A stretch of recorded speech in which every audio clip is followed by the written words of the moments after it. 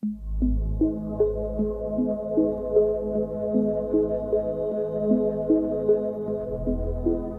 un premier temps, j'aimerais appeler sur scène Muriel Guidoni d'Energy Observer. Vous vous souvenez qu'on a eu Victorien Henruissard l'an dernier, le capitaine de ce catamaran hydrogène, qui va d'ailleurs venir aujourd'hui au Mans et qui fera une conférence demain justement sur ce village de l'ACO. On voulait vous donner quelques nouvelles de ce qui se passe chez Energy Observer. Muriel, je vous installez-vous à côté de moi juste quelques petits instants. Victorien travaille sur un bateau de 2e génération et ça lui prend beaucoup de temps en ce moment. Oui, absolument. Alors on est ravis d'être ici. Donc Victorien était grand témoin l'an dernier et tu m'as demandé, Laurent, de venir vous donner des nouvelles de toute cette aventure. Donc en 2 mots, parce que ce dont on va parler maintenant, c'est évidemment le plus important, mais en 2 mots, l'Odyssée Energy Observer se poursuit. Comme vous savez, c'est un navire laboratoire de la transition énergétique absolument exceptionnel qui contient une chaîne de production hydrogène embarquée et qui navigue en totale autonomie depuis 2017. Donc on est l'escale thaïlandaise et la 71e escale. Et cette Odyssée qui est là pour démontrer l'efficacité de la chaîne de production hydrogène, cette Odyssée se poursuivra jusqu'en 2024. Donc l'autre, effectivement, événement important de cette année, c'est l'annonce de Victorien au One Ocean Summit de Brest, à l'invitation du gouvernement, de l'Energy Observer 2. Donc il s'agit d'un navire, d'un cargo, d'un mini-cargo polyvalent. L'idée, c'est évidemment de passer à l'échelle supérieure, de passer à l'étape supérieure. Et avec de l'hydrogène liquide cette fois. Avec de l'hydrogène liquide cette fois, avec des partenaires, évidemment, un consortium de partenaires français qui comprend la CMA-CGM, Air Liquide et ODEV, qui fait partie de l'écosystème Energy Observer. Et donc l'idée, c'est vraiment là d'étudier, de travailler sur la faisabilité technico-commerciale de ces nouvelles solutions. Et pour mémoire, les mini-cargos de ce type représentent 37% de la flotte mondiale de marine marchande. Et la flotte mondiale de marine marchande est responsable de 3% des gaz à effet de serre, suivant l'Organisation maritime internationale. Je crois qu'il y a un petit peu d'écho. Oui, il y a un petit peu d'écho. Voilà. C'est pas très grave. Donc ça, c'est très important cette année et c'est en cours.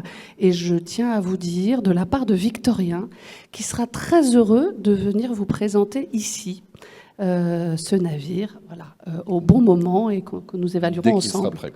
Muriel, ce que je voulais, c'est qu'on fasse le passage de témoin. Je vais donc inviter à présent Christophe Je voudrais juste dire 2 choses. D'abord, il peut monter quand alors même. d'abord, je suis très heureuse d'accueillir Christophe pour passer le relais à Christophe. Ça, je tiens à le dire. Et je voulais juste dire, d'abord saluer Monsieur le maire, Madame la présidente de région et Monsieur le président de l'ACO et particulièrement Stéphane.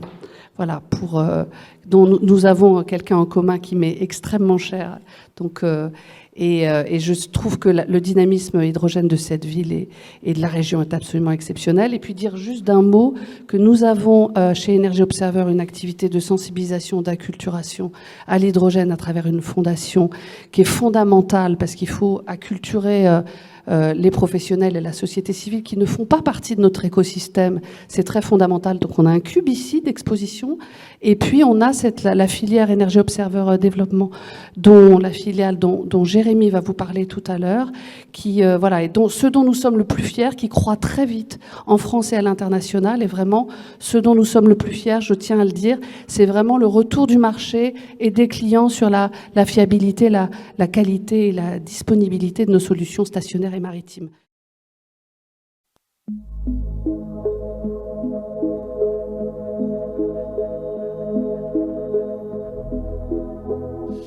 Mon cher Christophe, bonjour. Comment ça va ? Et merci pour ces mots chaleureux. Alors avec vous, on va aller au Dakar, évidemment, on va aller dans les sables. Mais juste avant, on va aller faire un petit tour au Parc des Princes. Vous allez comprendre pourquoi dans quelques instants.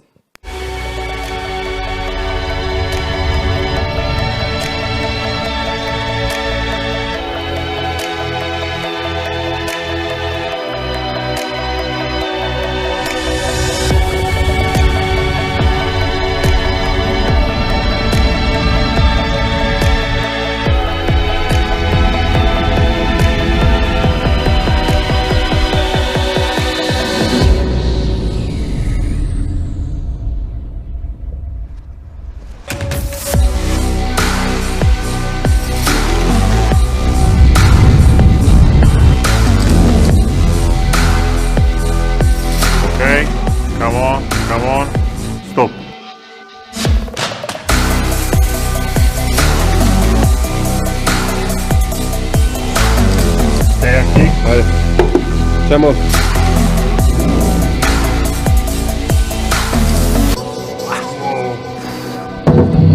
Strong, eh?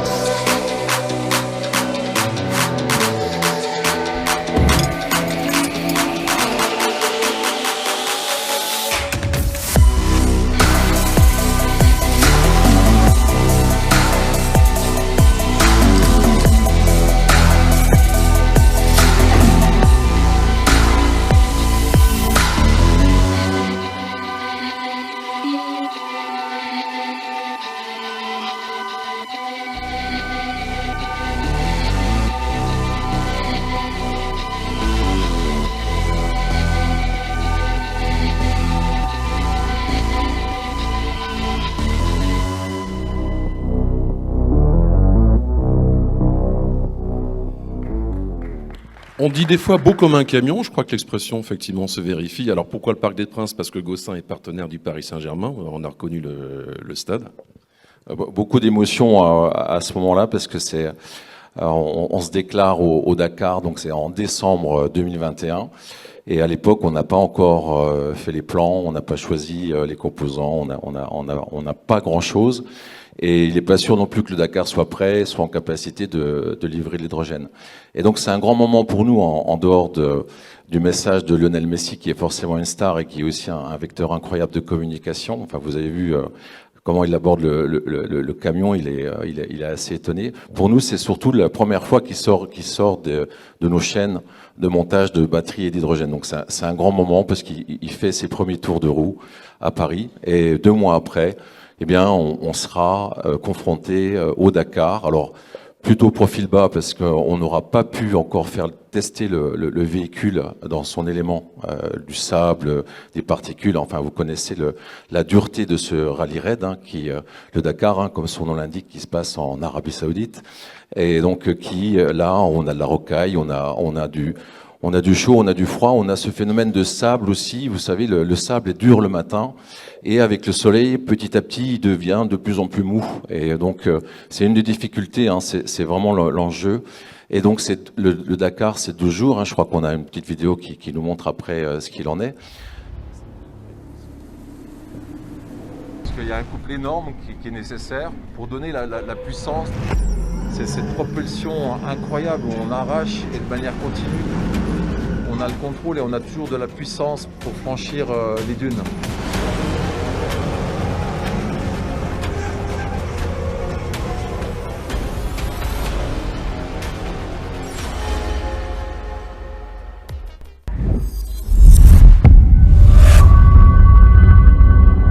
Alors vous savez pas quoi, ce camion il a un petit nom, parce que les Bédouins ont trouvé un nom à ce camion en fait. Alors bon, ils ont trouvé plusieurs surnoms. Ils l'ont appelé Sherazade, la déesse du désert, pour son elegancy, son élégance, puis aussi du fait qu'il y a ce côté magique, puisque en pleine course, on produit 100 litres d'eau à l'heure. Et dans les milieux arides du désert, on s'imagine un peu l'eau, là où l'eau est précieuse, un peu le côté magique du Dakar. Et puis du coup, ça nous permettra aussi de vous expliquer qu'on est parti sur un grand tour du monde, mais ça viendra à la fin de la présentation. Un peu, on est quand même sorti triomphant de cette épreuve, dans le sens où on voulait finir le Dakar. Je vous expliquerai après plus en détail. Et puis on est parti pour faire 1001 nuits, mais pas vraiment 1001 nuits, c'est un peu moins romantique, c'est 1001 ports, centres logistiques, universités à travers le monde, dont on parlera tout à l'heure.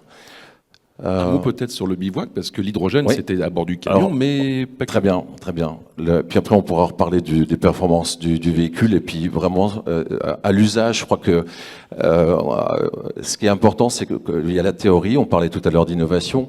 Nous, on a une avance de phase, c'est-à-dire qu'on n'est plus trop, on voulait montrer que la technologie existait. La preuve, c'est c'est le camion le plus puissant jamais construit, on a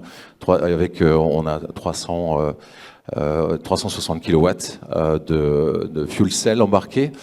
Et juste avant le bivouac, on emmène 86 kg d'hydrogène. Et c'est ça un peu le miracle de l'hydrogène, c'est que nos concurrents, Kamaz, pour faire la même performance, emmènent 800 kg ou 800 litres.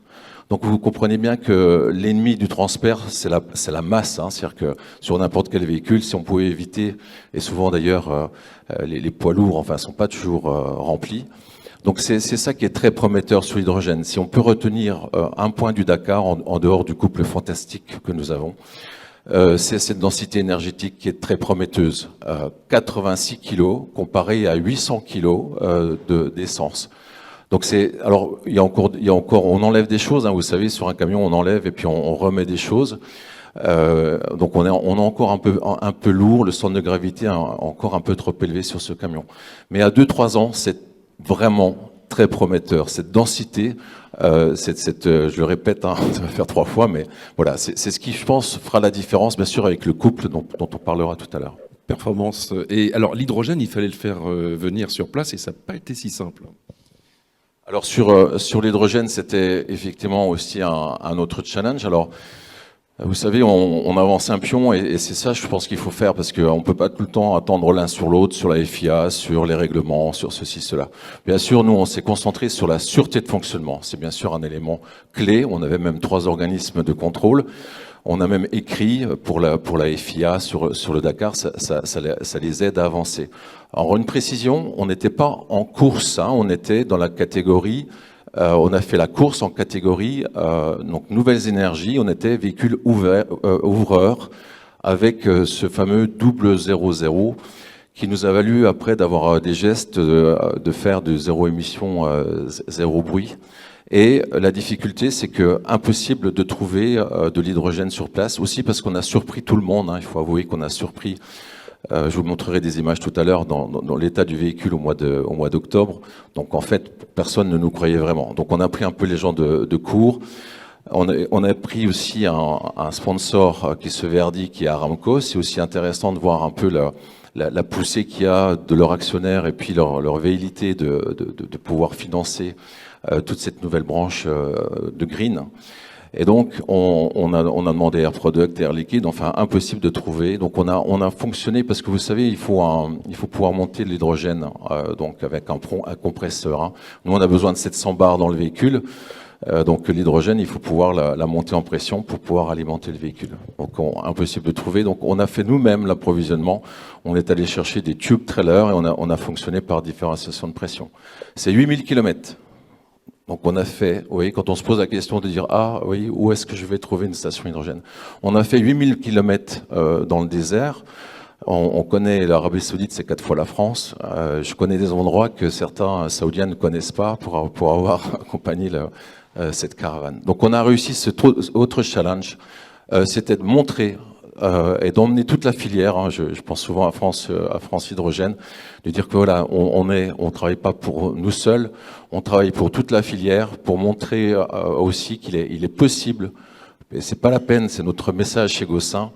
On parle de transition énergétique, cette transition elle est trop longue, il faut l'accélérer, il faut pouvoir faire ça en 2 ans, en 3 ans, c'est le message pour lequel je suis aujourd'hui, c'est notre leitmotiv chez Gossin.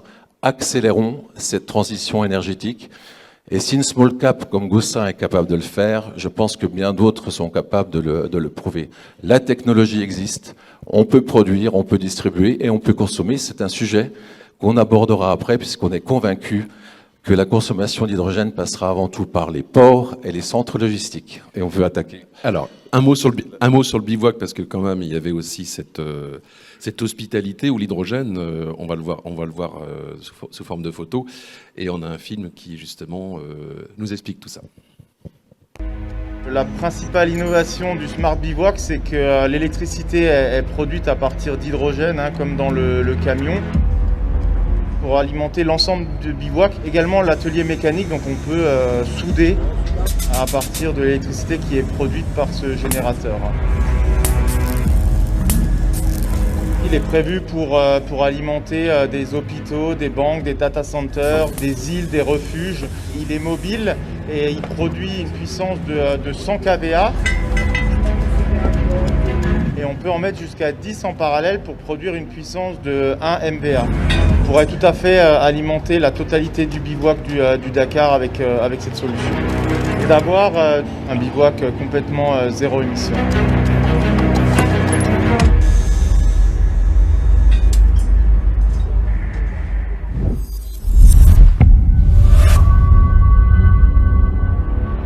venez de découvrir le Smart Bivouac. Il y avait même un Smart Café qui a été proposé pendant le Dakar. C'était aussi le côté magique parce qu'on disait, tiens, on a quand même 100 litres de cette eau qui sort à 40 degrés, qu'est-ce qu'on peut en faire? Donc on se posait des questions. Est-ce qu'on fait des dim sum? On n'a pas trouvé de dim sum en Arabie Saoudite, mais on a eu l'idée de dire on fait de l'Arabic Coffee. Donc on a un Égyptien qui est venu spécialement et ça permettait donc à l'arrière du camion de pouvoir faire un très bon café. D'ailleurs, on vous invite au Dakar, c'est une expérience incroyable. Sur le bivouac, c'est 4000 personnes, hein, c'est un village, et la nuit, donc forcément c'est pas feutré comme ici. Hein. Et donc ça fait un bruit énorme. Vous avez les camions qui reviennent, qui sont complètement désossés, qui se remontent. Et vous avez ces fameux compresseurs qui font un bruit énorme, hein, qu'on trouve partout. C'est forcément les compresseurs, c'est un sujet. On se rapproche de EODev hein, sur ce sujet. Je sais qu'ils interviennent tout à l'heure. Ils ont un très bon produit. Et donc ça fait du sens. Certainement qu'un des marchés immédiats, c'est bien cette application de générateur qu'on peut disposer dans un hôpital. On comprend que l'intérêt de ne pas faire de bruit et d'être zéro noise a tout son intérêt. Alors Christophe, vous n'êtes pas venu les mains vides, puisqu'en fait il y a 2 engins à l'extérieur qu'on a pu voir à l'entrée du symposium. Ils pèsent quand même quelques tonnes. Et c'est peut-être l'occasion de rappeler que vous parlez des ports et aéroports. C'est vrai qu'à la base vous êtes fabricant d'engins de logistique, et on va peut-être voir à l'écran quelques images en fait de votre gamme, de ce que vous proposez. Bon, on est en Bourgogne-Franche-Comté. On a le siège historique est à Héricourt. À Héricourt, on fait principalement le prototypage et la formation, puisque on propose de transférer les technologies, donc un peu comme une école, sans avoir cette prétention, mais on va former donc nos futurs licenciés à l'assemblage des véhicules. Et on vient juste de reprendre un site à Saint-Vallier. On avait sur la photo, on avait racheté une société qui s'appelle Métalliance, et on vient de prendre 14 hectares. Ce sont les anciens sites, les friches industrielles de Konecranes, mais vraiment en parfait état. Et on vient d'investir la première phase de 8 000 m², donc on a 28 000 m² disponibles, parce qu'on monte en puissance, on est en train de multiplier notre production par 4, surtout par la poussée des acteurs du e-commerce. On parlera aussi de ce véhicule que vous avez peut-être entreaperçu, ce sont les véhicules bleus qui sont à l'entrée. Il y a un véhicule logistique développé avec les acteurs du e-commerce. Alors, ça prend un certain temps pour. On a nous arrêté chez Gossin en 2012. On a arrêté complètement les véhicules thermiques en 2012. Donc il y a 10 ans hein, en avance de phase. Et c'est pour ça qu'on considère qu'on a 5 ou 6 ans d'avance. Parce que mettre au point des produits comme ça prend du temps. Ça se fait pas en un claquement de dents. Donc de doigts, pardon. Et donc sur ce véhicule, ils sont tous électriques. C'est-à-dire que il y a souvent des débats sur la partie électrique et hydrogène pour opposer les deux systèmes.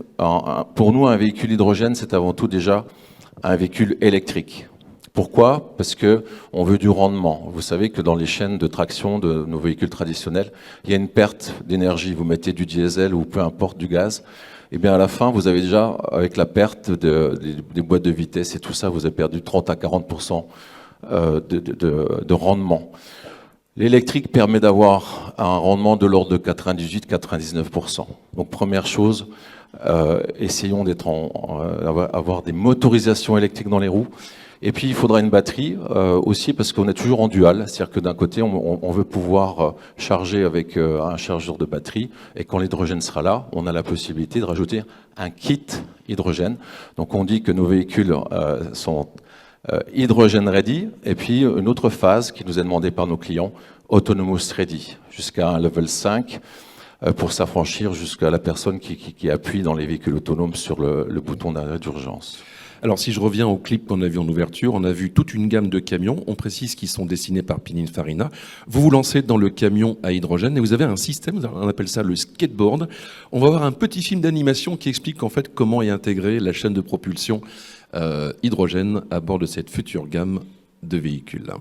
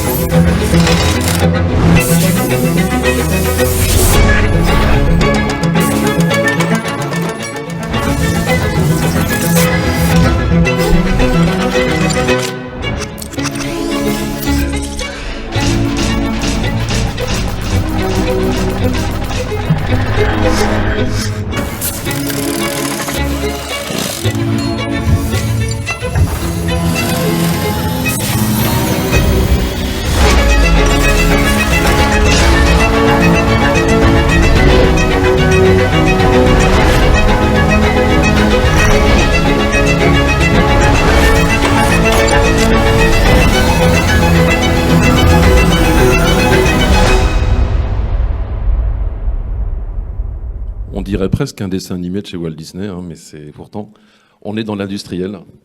C'est une vidéo très, très pédagogique, hein, on l'aime beaucoup aussi.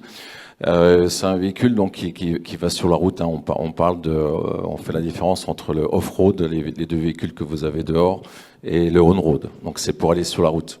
Et donc pour pouvoir se différencier des grands européens, des grands constructeurs, on est sur une base d'un skateboard qui est déjà 500 kg moins lourd que n'importe quel véhicule. On a l'ancien CEO dans notre équipe de chez Renault Truck et Volvo.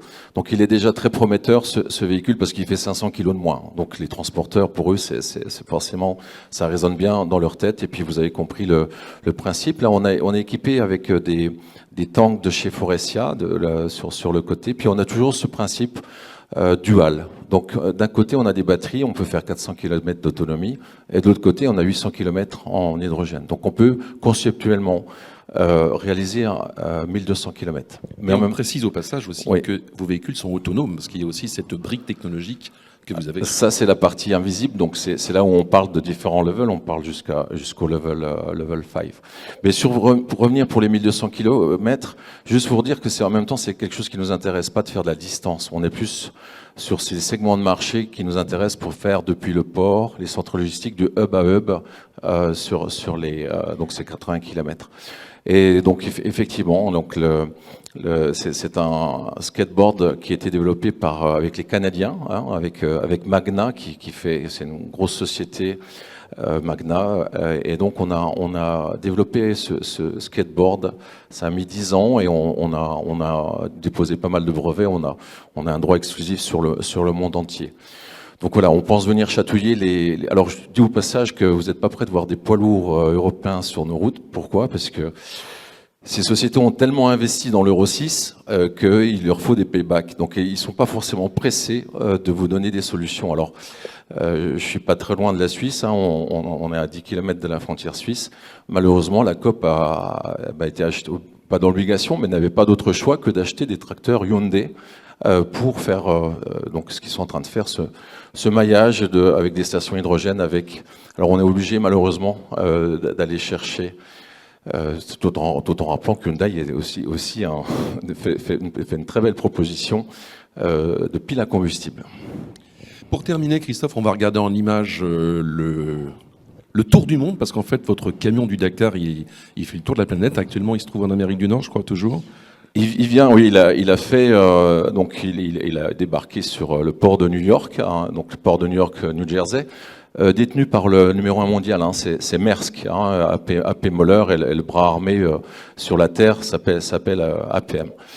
Donc on a quelques images ici. On a basculé en un instant sur la côte ouest. On est là en Californie, et bon, c'est un salon qui a eu un grand succès pour nous, 8000 visiteurs.